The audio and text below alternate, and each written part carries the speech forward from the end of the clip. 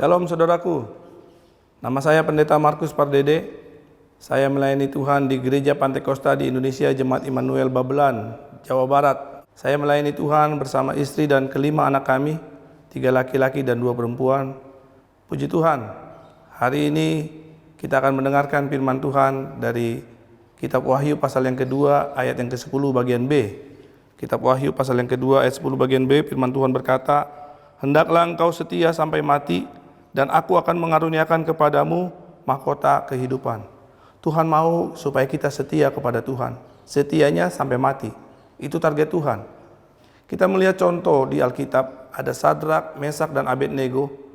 Mereka di pemerintahan Nebukadnezar di kerajaan Babel.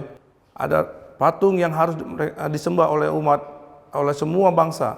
Tetapi Sadrak, Mesak, Abednego tidak berlutut, tidak menyembah patung. Bahkan dia tetap berdiri teguh, walaupun dapur perapian kematian yang menanti dia. Tetapi dia tetap setia. Daniel juga. Daniel dilarang berdoa, tetapi Daniel tetap setia. Dia tetap berdoa, walaupun gua singa harus menjadi bagian dari Daniel. Tetapi Tuhan menyertai dia. Saudara, kami melayani di Bekasi dimulai dari orang tua saya. Tahun 80 orang tua saya menjadi pendeta di Bekasi ini bersama mama saya, bersama kami 6 bersaudara. Dan mereka setelah 10 tahun melayani Tuhan di kota Bekasi, mereka mengalami penganiayaan. Mereka harus mengalami aniaya, dibacok, tetapi tidak mengalami kematian.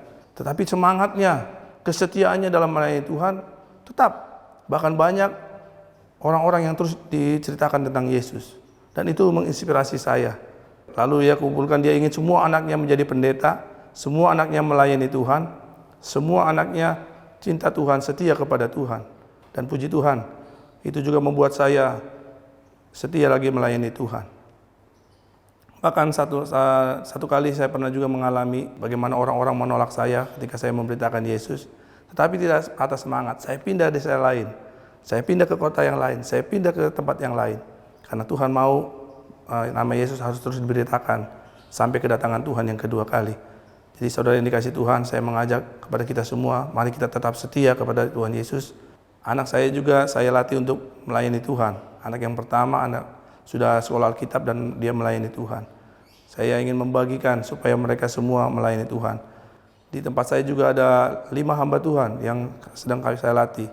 Untuk mereka semua menjadi hamba Tuhan di kota dan kabupaten Bekasi ini.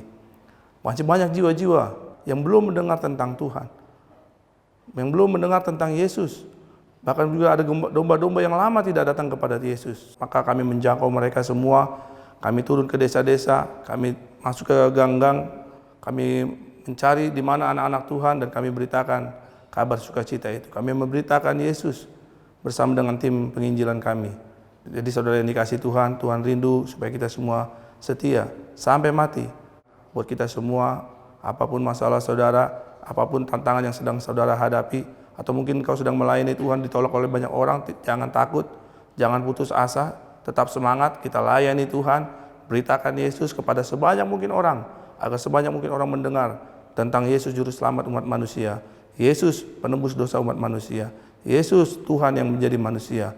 Biarlah kabar dan Injil ini terus diberitakan sampai Yesus datang kedua kali. Puji Tuhan, Tuhan Yesus memberkati. Amin.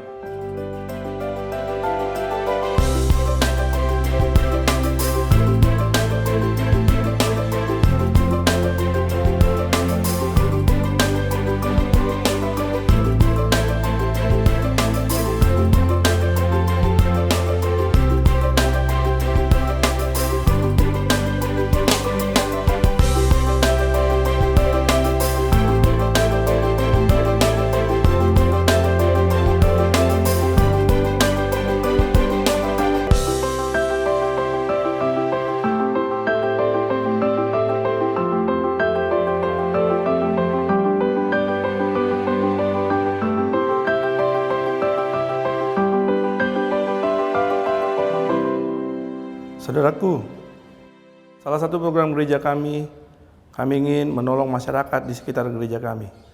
Anak-anak di sekitar gereja kami ketika mereka masuk pendidikan dasar, mereka belum memiliki pengetahuan tentang membaca dan menghitung.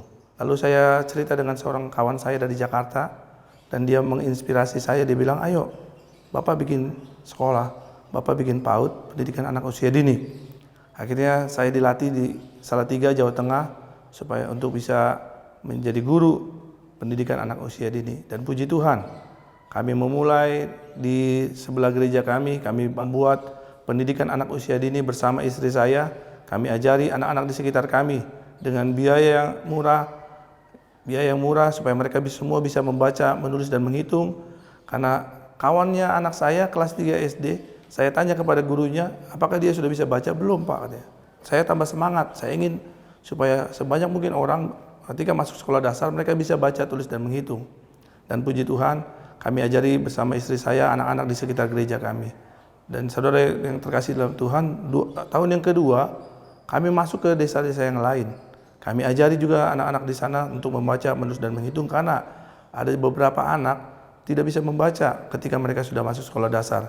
Saya merekrut orang-orang yang pribumi di sana supaya mereka jadi guru dan mendidik anak-anak itu supaya anak-anak itu bisa membaca, menulis, dan menghitung. Kami rekrut orang-orang yang di sekitar desa itu.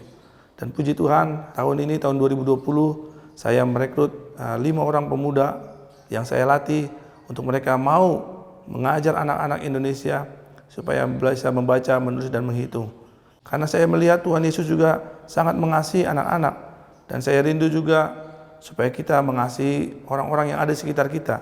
Firman Tuhan berkata, ladang sudah menguning, lihat sekelilingmu, pandang sekelilingmu, ada orang-orang di sekitar kita yang membutuhkan pertolongan kita, membutuhkan uluran tangan kita. Anak-anak kecil yang ingin dididik, tapi mungkin kekurangan biaya. Kami ajari mereka dan kami melatih guru-guru supaya mereka punya hati untuk anak-anak Indonesia. Supaya anak-anak Indonesia semuanya anak-anak yang cerdas, anak-anak yang bisa mengikuti pelajaran di sekolah dasar. Kami melatih mereka di tingkat PAUD, pendidikan anak usia dini, dan kami namakan juga bimbingan belajar. Puji Tuhan, saudara yang dikasihi Tuhan, oleh karena kemurahan Tuhan, ada hamba-hamba Tuhan muda yang bergabung bersama dengan kami, sehingga kami jadi satu tim dalam melayani tubuh Kristus ini, satu tim dalam melayani jiwa-jiwa di Indonesia. Karena kami rindu sebanyak mungkin orang-orang Indonesia dan khususnya Kabupaten Bekasi agar mereka memiliki pendidikan yang bagus, yang baik.